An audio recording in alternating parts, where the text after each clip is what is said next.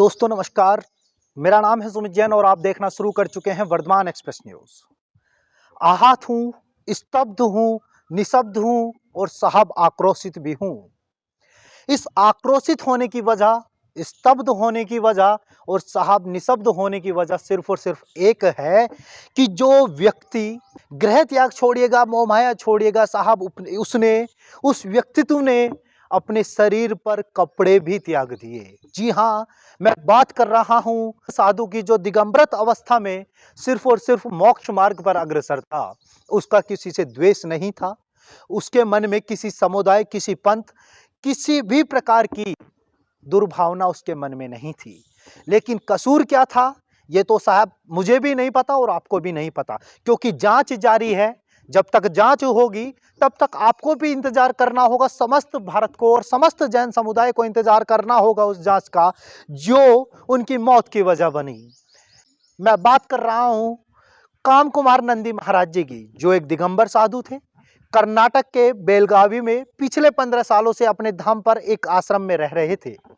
इस देश में आजादी में पहली बार ऐसा हुआ है कि किसी जैन साधु को, किसी दिगंबर साधु को साफ टुकड़े कर करके काट कर मार डाला हो और एक बोरे वेल में फेंक दिया हो। साहब मैं बोल रहा हूं तो मैं खुद पीड़ा में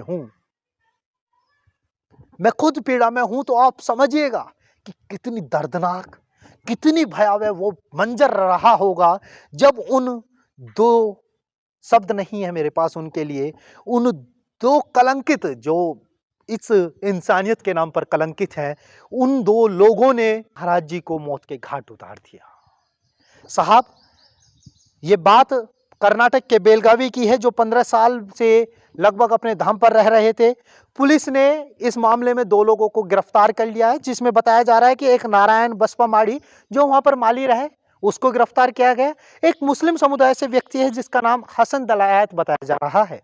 और सबसे दूसरी बात, जो प्राथमिक जांच हुई है, जो उन लोगों ने कबूल किया है, वो पुलिस ने बताया है कि 6 लाख रुपए की कुछ अमाउंट को लेकर के उनके बीच में विवाद था, जिसको लेकर उन 2 लोगों ने, जिसका नाम एक का बताया मैंने नारायण बसपा माड़ी और दलायत, हसन दलायत ने उनकी हत्या कर दी है। अभी वो दोनों लोग पुलिस कस्टडी में हैं, जांच जारी है। एक तरफ राजनीति का भी संग्राम छिड़ गया, क्योंकि अभी अभी कर्नाटक में चुनाव हुआ। आपको याद होगा कि बीजेपी और कांग्रेस आपस में पक्ष विपक्ष की भूमिका में थे। अब सत्ता में कांग्रेस है, वहां के जो मुख्यमंत्री हैं वो सिद्धरामैया जी हैं। इस हत्या को लेकर सीबीआई की जांच की मांग की थी, तो वहीं बीजेपी ने भी, जो वहां के प्रदेश अध्यक्ष हैं बीजेपी के, उन्होंने कहा कि यहाँ पर साधुओं की रक्षा के लिए कोई इंतजाम नहीं है।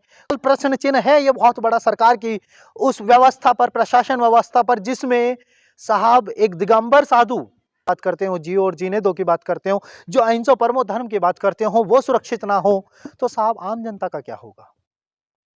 आम जनता किस माहौल में होगी? सबसे बड़ा सवाल यह है। तो प्रियंक खड़गे जी ने उनको रिप्लाई में कहा है कि जैन समाज ऐसी कोई भी मांग नहीं कर रहा है। जैन समाज जो सरकार की, राज्य की पुलिस है उस पर विश्वास है, उसके जांच पर विश्वास है, जांच आने तक विश्वास करना होगा। और वहीं प्रियंक खड़गे ने एक बहुत बड़ा सवाल उठाया है। उन्होंने कहा है कि बीजेपी इसको सांप्रदायिक रंग देना चाहती है।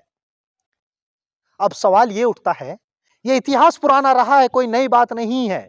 जैनियों के उत्पीड़न की बात कोई नई बात नहीं है साहब। ये पालीताना से शुरू होती है, ये गिरनार से शुरू होती है, ये अभी शिखर जी पे भी हुई थी। यहाँ पे शिखर जी को भी हड़पने का काम किया गया था, उसको भी पर्यटन स्थल घोषित करने का काम सरकार कर रही थी। अब जैन समाज का इतिहास मिटाने का काम शायद इस सरकार की ओर से हो रहा है। और मांग करता हूं कि अगर उन लोगों ने कबूल कर लिया है तो उन लोगों को सरकारी टुकड़े पर पाला ना जाए, फास्ट ट्रैक में मुकदमा चले। इस प्रकार से जैन साधु की हत्या हुई है, जो संवैधानिक दायरे में आकर के संविधान के अनुसार कड़ी से कड़ी सजा मिलती है, हो सकती है, वो सजा देने का काम करे। ये महावीर भगवान की संतान है साहब, ये महावीर भगवान की संतान है।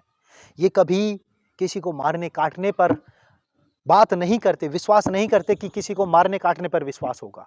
ये अगर बात करते हैं तो सिर्फ और सिर्फ अहिंसा परमो धर्म की बात करते हैं।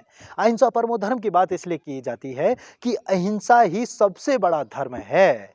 जियो और जीने दो। अगर साहब मुझे अधिकार है जीने का, तो मैं कौन होता हूं कि मैं किसी दूसरे का प्राण छीन सकूं? जब मैंने किसी को जीवन दे नहीं सकता तो मुझे क्या अधिकार होता है छीनने का? और साहब उस साधु ने बिगाड़ा क्या होगा? चलो मान लिया आपसी मतभेद भी हो सकता है, मतभेद होता है इंसान में, किसी पैसे को लेकर मतभेद हो सकता है, कोई फ्रॉड गर्दी हो सकती है, कोई धोखेबाजी हो सकती है। मैं ये नहीं कह रहा कि महाराज जी की तरफ से कोई फेल्योर नहीं रहा होगा, कोई मिस्टेक नहीं रही होगी, लेकिन क्या साहब किसी भी गलती की इतनी बड़ी सजा कि उसको मौत के घाट उतार दो? और मौत के घाट क्या साहब, उनका शरीर साहब अगर 5.5 फीट के भी वो साधु रहे होंगे तो साहब इंचों में मिला है, वो फुटों में नहीं, वो इंचों में मिला है। अब बताइएगा, क्या इतनी बर्बरता से कोई हत्या कर सकता है? क्या ये प्रश्न चिन्ह नहीं है उस व्यवस्था पर जो देश की सुरक्षा की बात करते हो, जो देश का नाम विश्व पटल पर होने का नाम बात करते हो, उसमें एक साधु सुरक्षित नहीं कर पाई है सरकार?